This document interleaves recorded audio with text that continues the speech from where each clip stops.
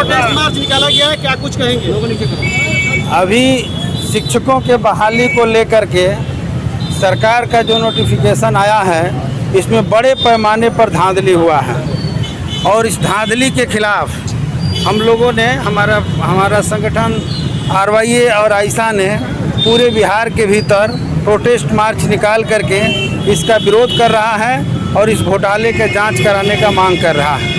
हम कहना चाहते हैं कि पिछले मार्च में जो रिज़ल्ट आया था उसके दौरान जितने लड़के पास हुए थे उसके आधार पर बहाली न करके जो सीट है उससे कम का रिजल्ट घोषित करना, ये सीधे तौर पे बड़े पैमाने पर धांधली है।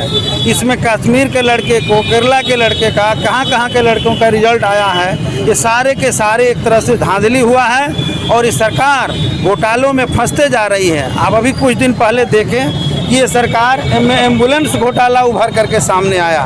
ये पेंडेमिक का काल है, कोरोना महामारी का दौर है, उसका दूसरा लहर जब आया था तो हम लोगों ने देखा कि सरकार पूरी तौर पे स्वास्थ्य व्यवस्था से अपना हाथ खींच ली थी, जनता को भाग्य भरोसे छोड़ दिया था।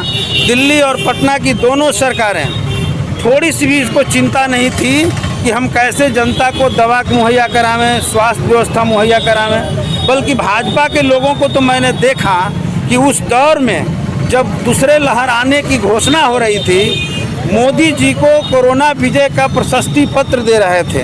तो जो सरकार विजय पत्र ले रही है कि कोरोना को हरा चुके हैं, वो कोरोना से कैसे कोरोना को हरा सकती है? और नतीजा हुआ कि हमने अपने लोगों को खो दिया, लाखों की संख्या में लोग मरे।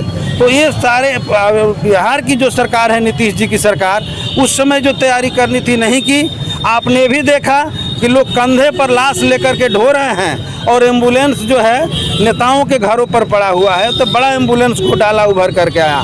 तो अभी हम देख रहे हैं कि शिक्षा में कभी पेपर लीक हो रहा है, तो कभी किसी परीक्षा में बड़े पैमाने पर अलग किस्म के घोटाले उभर कर आ रहे हैं। अभी शिक्षा में बड़ा घोटाला, शिक्षकों के नियुक्ति में बड़ा घोटाला उभर करके सामने आया है। हम लोग इसका विरोध कर रहे हैं और ये मांग कर रहे हैं कि जितने रिजल्ट मार्च में घोषित हुए उसके आधार पर बहाली हो और जितना सीट है उससे कम बहाली करना अन्याय है नौजवानों के साथ, छात्रों के साथ, अभ्यर्थियों के साथ।